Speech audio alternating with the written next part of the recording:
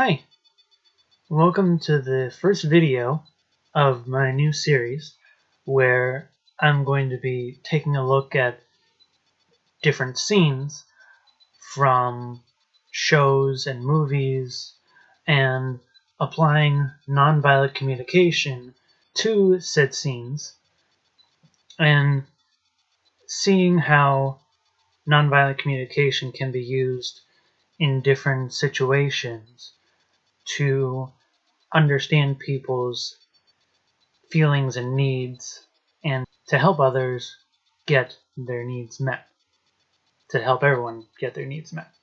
So if you haven't already, I would suggest you go watch the intro video to better understand what I'm going to be doing with this series, how it's going to be working, and I was also given a bit of a overview of what nonviolent communication is. Also, I like to say, I am still learning here.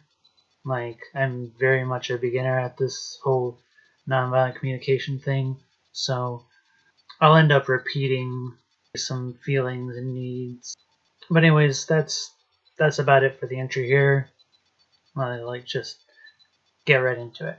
So today I'm doing a scene from the Steven Universe movie. And first I'll give you a bit of an overview of what Steven Universe is about. So Steven Universe is about a boy named Steven Universe, of course, who is part of the Crystal Gems, which is a group consisting of 3 gems: garnet, amethyst, and pearl. And gems are these creatures that they're literally gemstones that project humanoid-like forms from their gems. And Steven is a being that's half human and half gem, born from his human father, Greg Universe, and his gem mother, Rose Quartz, the original leader of the Crystal Gems, who had to give up her form to allow Steven to be born from her gem. And so the series follows the Crystal Gems as they fight other gems in order to meet their need for safety and the safety of others on Earth. And so in the scene we're looking at today, a mysterious gem known as Spinel arrives on Earth with this giant injector machine. And so the following is Spinel's and the gems' first interactions with each other, and it's also going to be a song that's called Other Friends, and I'll have the scene in which I'm using as reference down below, so you can check that out if you like.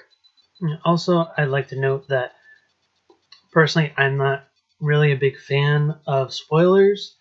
I am going to try and not spoil things as much as possible, but there are certain details that I feel if you want the context of what's going on, I am going to have to give some details that will spoil things from the movie and possibly the show. But I'll probably have on screen somewhere, I'll probably have time codes somewhere for where you can skip to if you want those details omitted. So let's get right into it here. Start off here. Spinel says, well, let me get a look at the menagerie. You must be Amethyst. You must be Garnet. And her Pearl. Well, she took you with her. Isn't that just swell? So, that last line there, I did alter it a little bit for sake of spoilers. So at this point, I'm going to go into spoilers, and you can skip ahead if you want to avoid this. So what the line actually is, and Pink Diamond's pearl. Well, she took you with her. Isn't that just swell? So, for context here, the gems had a hierarchy system where certain gems served other gems in a specific way. In Spinel's case, she used to be Pink Diamond's playmate. And it seemed to be, from what we could tell, that Spinel's only need was like a need to contribute to Pink Diamond's happiness. So eventually one day, Spinel had been told by Pink Diamond that they were going to play a game where Spinel would stand very still. And having a desire to contribute to Pink Diamond's happiness, she decided to do just that for a very long time, like thousands of years. And I'd like to point out that gems don't have certain physical needs like we do, such as sleep, eating, drinking, hence how Spinel could stand in the same place for so long. So Pink Diamond never went back to where Spinel was, and so she was standing there until this day here, where she discovers that Pink Diamond doesn't exist anymore. So what this leads me to here is that when she said the line about Pearl and, well, isn't that just swell?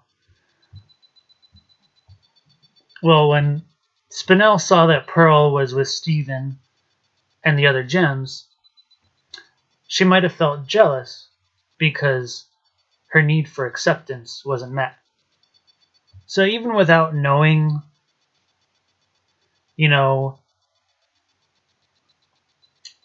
what had happened in the past, we could still try to guess what Spinel is feeling and needing by, of course, what she's saying right now and how she's saying it, such as her gritting her teeth, other indications like that. Of course, that's something that's probably somewhat obvious. So Pearl says, it can't be. So it might be that Pearl feels uncertain because she's needing some clarity about how and or why Spinel is here. And Spinel goes, oh, but it can be. And it is. I got a new style and a few new toys that are going to put an end to your happily ever after, once and for all. So, in her mind, Spinel is probably thinking that, oh, it was awful of that person to leave her like that and never come back. And what's probably going through her mind here is that she's trying to get revenge for what that person did by taking it out on Steven. And I'd like to say, typically the idea with nonviolent communication is that we don't necessarily want to look at what the person is thinking so much as what is behind the thinking, which is what the person is feeling and needing. But this is just kind of to help with maybe translating thoughts such as this into feelings and needs, and to possibly help you understand the sort of process. So here, Spinel might be feeling angry because her need to matter, for love, compassion, care, attention, affection, to be seen, to be heard, wasn't met. So it could be one of those, could be some of them, could be all of them. I mean, she was only standing in the same place for like a few thousand years. And it's very likely that she's always had these needs. However, she probably always gotten those needs met in the past by playing with the person I previously mentioned. So Stephen goes, whoa, this has got to be a misunderstanding. In case you haven't heard, I've established peace across the... And then Spinel starts talking. So here, Stephen might be feeling startled because he has a need for safety, for himself and for others. And Spinel goes, yeah, I've heard. I've had your little message to the universe on loop. And at this point, she stretches her leg out and kicks Stephen in the face. That's kind of her thing. She's stretchy. So we're shown that Spinel saw a message from Stephen that was being sent to every communication device in the galaxy. And it isn't shown what Spinel is doing prior to showing up on Earth. So a couple possibilities here could be that what Stephen said has simply been repeating in Spinel's head since she heard it, or maybe she went somewhere with a bunch of other gems and they were talking about Stephen and things that he has done. And so how might have Spinel been feeling, and what might she have been needing when she kicked Stephen in the face? I'm thinking because she keeps hearing Stephen's message in her head, Spinel might be feeling angry because she's needing some tranquility. And so, after seeing Stephen get kicked in the face, the gems pull out their weapons. And at this point, the gems are probably feeling mad because they have a need for Stephen's safety. And Spinel goes, I just love that part where Pink Diamond spends the rest of her days on this nowhere planet with a bunch of nobodies. And so, again, she might be feeling jealous because of her need for acceptance. And it's possible that the feelings and needs are different in this case. It just seems to be somewhat similar to how she was acting and what she was saying when she first saw Pearl. And at this point, the actual song kicks in. So Spinel goes, that's right, I heard the story over and over again. Gee, it's swell to finally meet her other friends. That's right, I heard the story. Don't really like how it ends. Gee, it's swell to finally meet her other friends. And at this point, Spinel and the gems start to fight each other. So the gems are still most likely feeling mad because they have a need for safety, both for themselves and Stephen.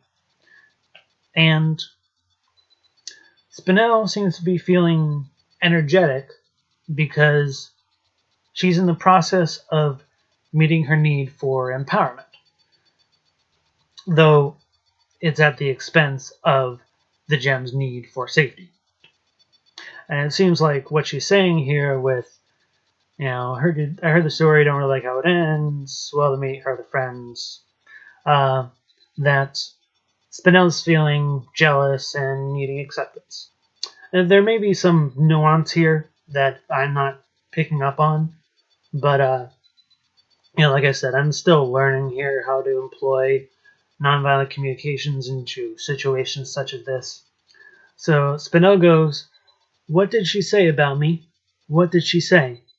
What did you do without me? What did you do? Did you play games without me? What did you play? Did you think all this time that I wouldn't find out about you?" And at this point, Spinel is like juggling and shaking the gems around with her long and spindly arms and legs, and leading them to feel disoriented. And here, I'd say Spinel seems to be feeling content because she's meeting her need for empowerment. But, once again, it is at the expense of the gem's need for safety. And Spinel goes, "That's right, I heard the story over and over again. Gee, it's swell to finally meet her other friends." And at this point, Stephen and the gems, having been knocked into each other, are kind of lying on the ground. And Garnet says, "She's running circles around us."